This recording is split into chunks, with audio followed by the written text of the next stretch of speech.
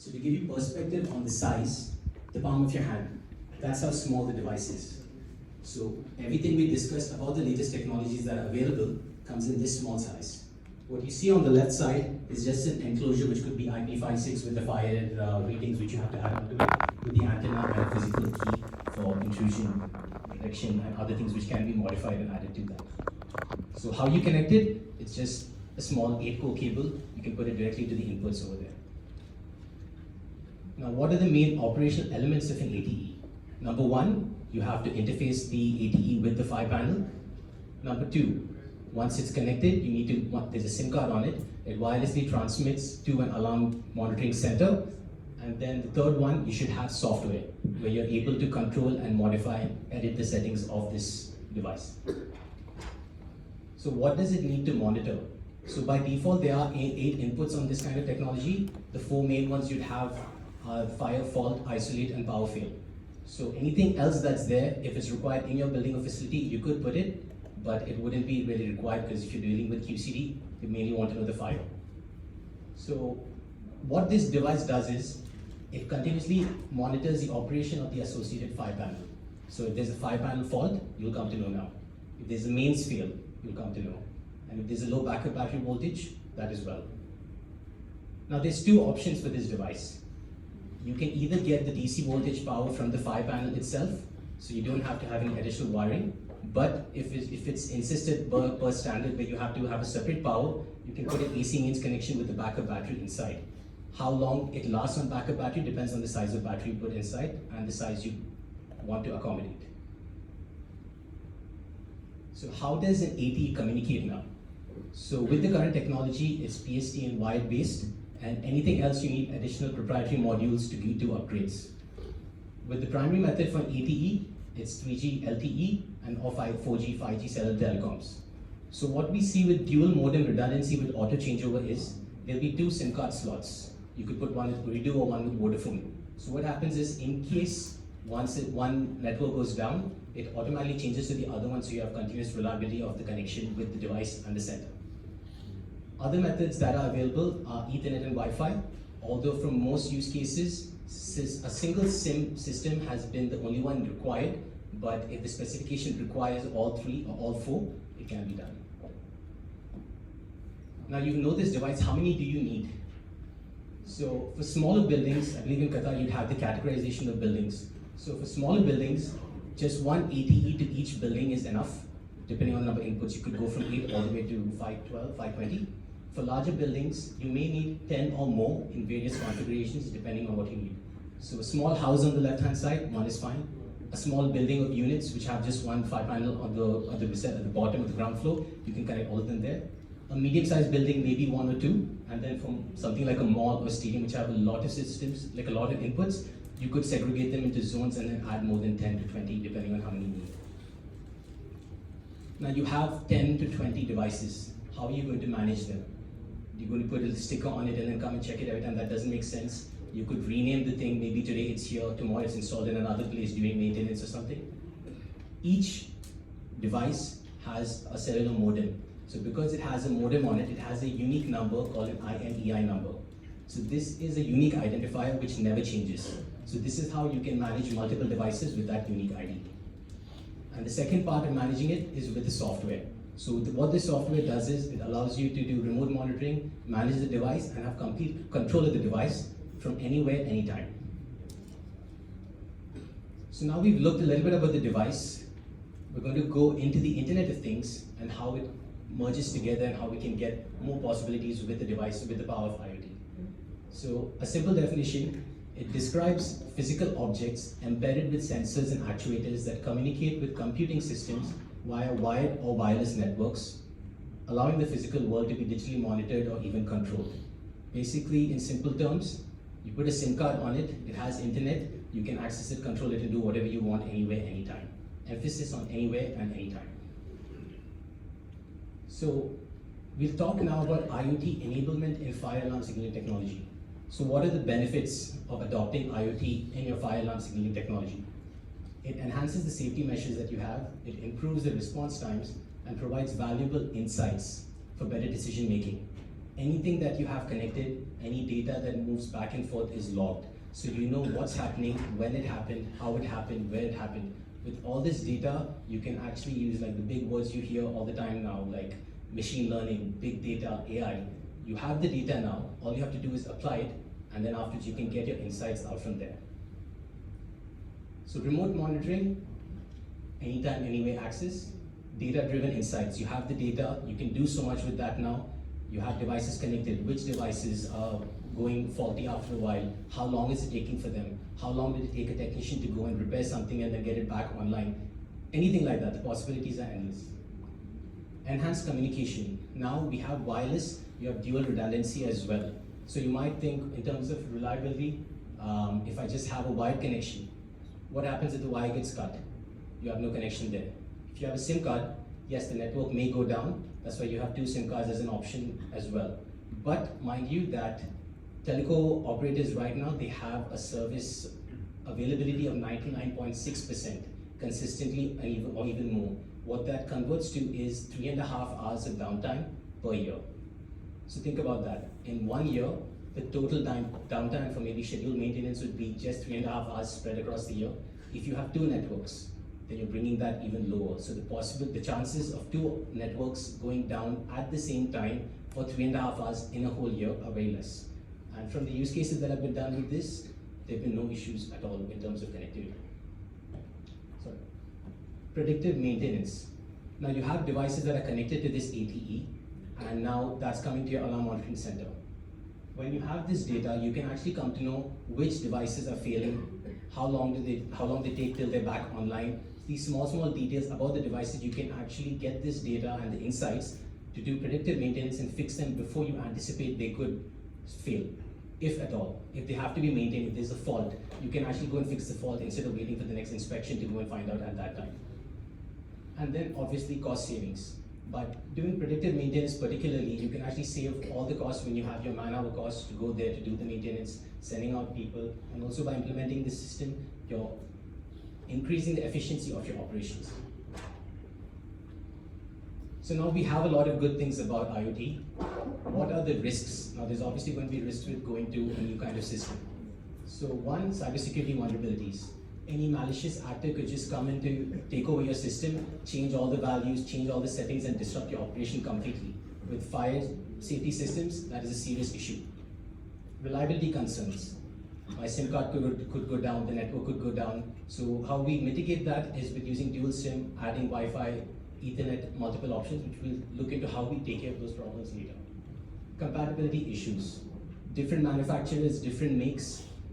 If you're using an IoT module to connect with your system, sometimes they might not have the right protocol which you are using, so then you have the issue of how you're going to integrate that. They're going to ask you to put another module to convert this to that, and then afterwards it just adds up to your cost.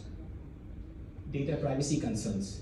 When you have a system like this, each device has an IMEI number. You have if it's a residential unit, you have the name of the person who lives there. If it's a building, the name of the business, you have contact numbers. If you have citizens of a country, you have a database of all their names and addresses. If this data gets leaked, it can be publicly exposed. So this is a big risk as well when you have a database of all this information, because you have one of these units in every house. False alarms. Let's say due to environmental or weather conditions, the devices start malfunctioning. All the systems in the country just start going haywire, and then they just start giving false alarms. How do you know which ones are real and which ones are false alarms? That's another big risk as well. And then regulatory compliance. When you're trying to get these devices approved in the country, you have to meet the regulatory compliance, and what happens is they could keep changing. If they're changing regularly every few months or every year, you have to make sure that your device is compliant with that as well. So that means you have to keep updating it to make sure you are compliant when you install these kind of systems. So now I've told you what the risks are. How do we address these risks? And how they have been applied to the product we just looked at. Robust cybersecurity measures. So one is making sure that the data transfer that is between the two, the device and the center, is over a secure channel. You can introduce two-factor authentication. You can introduce QR code authentication and multiple authentication methods to make sure that once you have access, it takes a couple of steps to make sure that you don't directly get access to changing settings of the device. Then thorough testing and validation processes. If you have softwares, regular testing, penetration testing of this software, thorough audits and checks of the software, making sure they're updated with any bugs that are there or detected bugs in the public domain, keep it updated. Ongoing maintenance updates, same as that point. And adherence to relevant regulations and standards. Again, if the regulations keep changing, you have to make sure you keep updating that and to ensure compliance with those regulations. So now we looked at the ATE, we looked at the Internet of Things and what the risks are, what the benefits are, what are the challenges and how do we address them. Now we look what we can do when we have a device like this that's connected with the Internet of Things. So if you want to implement something like this typical system architecture implementation looks like what you see on the screen. On the left-hand side, you have an AT installed at multiple locations, residential, industrial, commercial, oil and gas, military defense, wherever it is. It wirelessly communicates to a cell tower, and then this cell tower communicates to the cloud. So you host your software and your platform on a cloud service. It could be Amazon Web Services, Google Cloud, Microsoft Azure, or even a private cloud, which is the case here with Ministry of Interior, where they have a private data cloud for sensitive information. Then that communicates to your alarm monitoring center, which is another location, wirelessly as well. And the devices you see on the bottom, you can securely access the cloud platform to check what are the devices connected, what is the status of the monitoring, through your laptop, phone, tablet, any web browser. Basically, you pick up a mobile device, it has an internet browser, you go to the portal, you're able to, with the credentials, you're able to log in and access this information with levels of access for sure. So this is a sample of a screen of what you need to have, or the specifications of best practice if you're going to implement a device, what you need to be able to see on the device. So here, one, whether it's switched on or not, a green light. Then two, a site address. This could either be a unique identifier, or it could be the zone number, building number, street number of where it's installed. So what you can see in this screen here, it is showing that 3 inputs, or 4 inputs actually, 1, 2, 5, 7 inputs, 1, 2, 5, and 7 are giving a fire alarm input. And 3 and 6 are giving you a fault. The cellular strength. So remember when I told you that when you're installing, you need to make sure that you install it in the right location, especially if you're going into basements where the signal strength may be low. You can actually see this in real time when you're doing the installation of where to place the antenna. If it's not installed on the box, it can be placed at another location where the signal strength has some difficulties. And then there's a menu selection, so you can go and get some basic information about the device when you click on that. And device OK heartbeat. So the green sign means that it is connected to the monitoring center and it is active every 50 seconds. If that doesn't happen, it turns red and it tells the alarm monitoring center, this device has not communicated with me now, please have a look at it or please check. Test time countdown.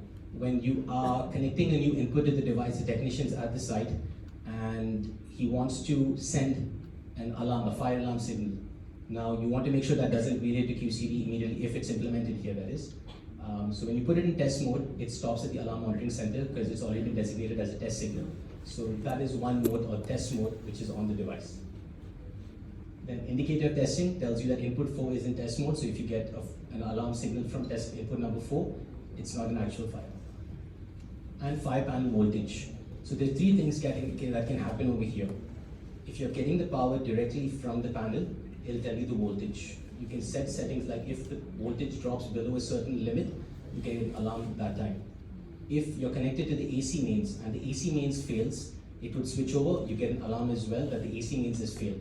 And if it's switched to battery, it tells you the fire panel is not getting power from there or the AC mains failed, you are on backup battery. How long do you have left? That will come in the software, but it will give you an indication there that something's wrong. And then user test instructions, this could be it could be modified depending on the requirement of the area. And then whichever certification standards it complies with, just put it at the bottom. So now let's just look at the device screens. Number 1, what it shows is the communication status. So it tells you it has good signal, it has the IMEI number of the device, which network is connected on. So here Telstra, if it's in Qatar, it would be Ooredoo or Vodafone. And the connection is over LTE, and it's a primary connection, so it's using the primary SIM card. Then number 2 was the screen we just saw before. Before we go to number 3, if you look at number 4, it's just a more detailed list of what you see in number 2. So it tells you exactly what's in a graphical illustration there, just in line items. Now, number 3, when you click on the home screen, if it's installed in a residential unit, what happens is you can actually access the device anytime. So what happens here is, unless you have access to the device or you don't have the level of access by scanning the QR code to modify it, all you can see is the name of probably the company that's managing the device, whom to contact, and what the email and website is. So that's the only level of access that you can get as a homeowner that's there. Now, we've looked at the device side and what settings and functionalities are there over there. Now we'll move on to the cloud platform which we're going to host it. So the first thing to mitigate your cybersecurity issues as well, username and password, and then obviously an OTP. So this is an example where to access the platform, it could be at the alarm monitoring center or for the operator that's managing those devices, or even the homeowner. Depending on what access they're being given, you just have to put a username and password, and then you get an OTP on your phone or your email, depending on how you're setting it up, and then you can access it inside. Now, once you have access, this is an example of a technician who is modifying the settings of the device. On the left side, you can see 4 settings, so that's 4 inputs. You can choose whether to keep the input on or off. You can set the type of input, whether it's an NONC, give a type, and then afterwards the priority. So usually fire is given a priority signal, everything else is not priority, but those can be modified as well depending on how you configure it. And the bottom is an example of how the QR code pops up. So let's say you walk to a random restaurant or mall, you see one of these devices installed next to the fire panel. You just go to touch and play around with it, and you press any of the screens. You can't access anything other than the information, and then you just see this QR code. If you are a random person who scans the QR code, you will not be able to access anything. If you are an authorized person, the minute you scan it with your credentials, you will have certain levels of access, maybe to modify a few settings. If you are a super admin and you scan the same QR code and log in with your credentials, you can change all the settings. So it's all with one QR code, and depending on what privileges you have been given, that allows you that much access to the system. And the same screen you see on the left side, what it looks like on a mobile phone, that's on the right side over here. So recommended levels of access. So one is with the QR code authentication we talked about. Level 1, you can just see the menu. Level 2, you'd have the menu plus the ability to put the AT in test mode. So someone is coming and just checking whether all the inputs are working. So the technician comes regularly based on his schedule and he checks each input. And level 3, everything of level 2, but he can also change the input settings. He can set a few inputs on or off. And that too, to have this privilege, you would have to be trained and certified. And then level 4, complete access.